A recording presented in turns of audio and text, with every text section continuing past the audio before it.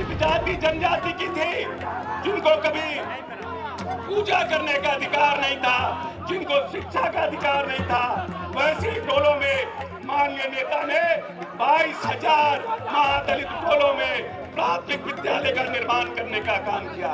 अगर कोई नेता दलित प्रेमी मुख्यमंत्री है, वो हमारा मुख्यमंत्री है, जिसका नाम नीतीश कुमार है। दलितों के आरक्षण को 20% करने का काम किया और आदिवासियों के 2% करने का काम किया।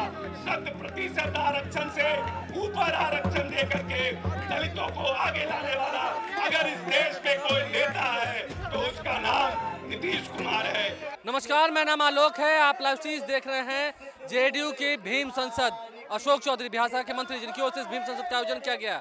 नीतीश कुमार यहां पहुंचे, लाखों की संख्या में लोग यहां मौजूद हैं। जेडीयू के भीम संसद में वेटनरी ग्राउंड में हम मौजूद हैं, जहां पर इस बड़ी रैली का आयोजन किया गया है। पटना में जब रैली हुई 2 लाख से अधिक लोग पहुंचे हैं। नीतीश कुमार ने खुद कहा है लाखों की संख्या में लोग हैं जो सड़कों पर भी दिख रहे हैं। अशोक चौधरी की ओर से भव्य स्वागत किया गया नीतीश कुमार का और चांदी का मुकुट पहनाकर स्वागत किया गया नीतीश कुमार का। तस्वीर आपको दिखा रहे हैं। बाबा साहब भीम अम्बेडकर की तस्वीर भी दी गई है, मूर्ति दी गई है। तस्वीर देखिए कैसे ये अलग तस्वीर दिख रही है। अशोक चौधरी खुद सभी लोगों का वेतन स्वीकार करने पहुंचे हैं। ये तस्वीर अलग तस्वीर जो है वो निकल के आ रही है। हम पटना के भीम संसद की तस्वीर आपको दिखा रहे हैं। ये अलग तस्वीर जो देखने को मिल रही है। अशोक चौधरी खुद लोगों से मुलाकात कर रहे हैं, बात कर रहे हैं। जो लोग यहाँ दूर दराज के जिलों से चल कर आए उनका वेतन स्वीकार कर रहे हैं। तस्वीर आपको दिखा रहे हैं। अशोक चौधरी बिहार सरकार के मंत्री क्या कुछ कह रहे थे, नीतीश कुमार की तारीफ कर रहे थे, क्या कह रहे थे भीम संसद में, सुनिए।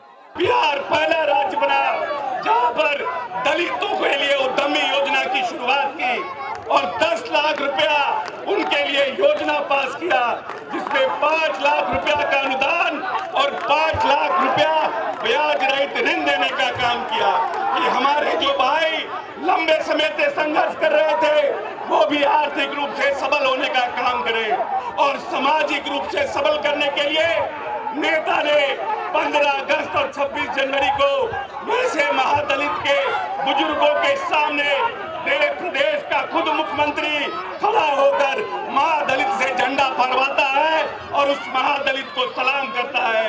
यह सामाजिक सफलता देने का काम हमारे नेता नीतीश कुमार ने करने का काम किया।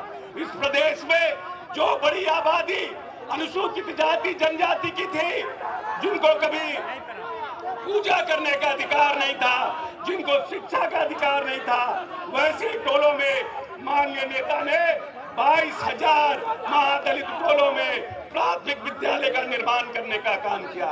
जब नेता आए तो उन्होंने इस प्रदेश में सर्वे कराया और मालूम चला कि 12% बच्चे सरकारी विद्यालयों से बाहर हैं और माननीय नेता ने टोला सेवक तालबी वर्कर्स का गठन किया और इस प्रदेश में उनको उस अनुसूचित जाति जनजाति के लोगों को विद्यालय लाने का काम किया।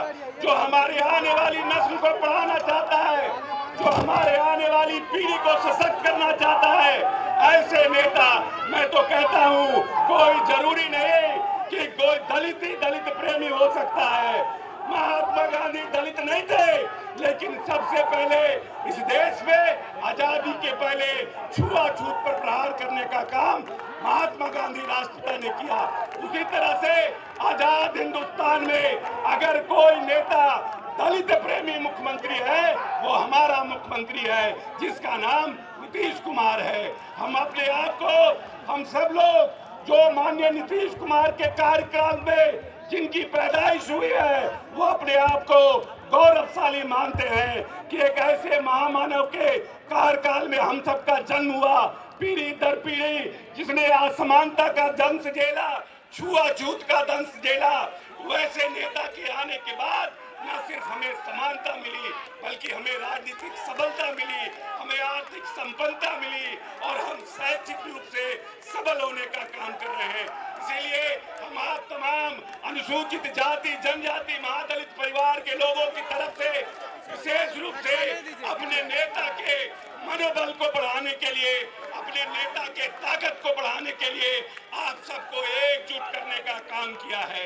क्योंकि इस प्रदेश में और इस देश में कुछ लोग ऐसे हैं जो संविधान पर टीका टिप्पणी करने का काम करते हैं और साथ साथ कुछ लोग आरक्षण पर भी टीका टिप्पणी करते हैं।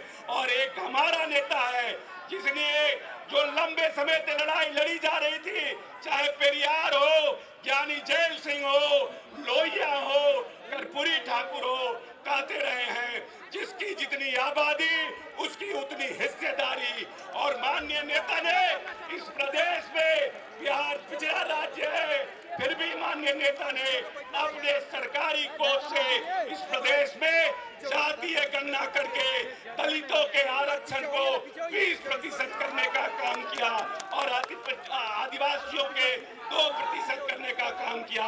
100% आरक्षण से ऊपर आरक्षण दे करके दलितों को आगे लाने वाला अगर इस देश में कोई नेता है तो उसका नाम नीतीश कुमार है। और हम सब अपने आप को न सिर्फ गौरवशाली महसूस करते हैं, बल्कि हम प्रभु से प्रार्थना करते हैं कि हमारे नेता को लंबी उम्र दे, हमारे नेता और ताकतवर हो, जिससे आने वाली अनुसूचित जाति, जनजाति, महादलित की जो नस्ल है, जो महादलित की जो पीढ़ी है, उसको और ताकत मिले, उसको और समानता मिले, वो और शिक्षित हो।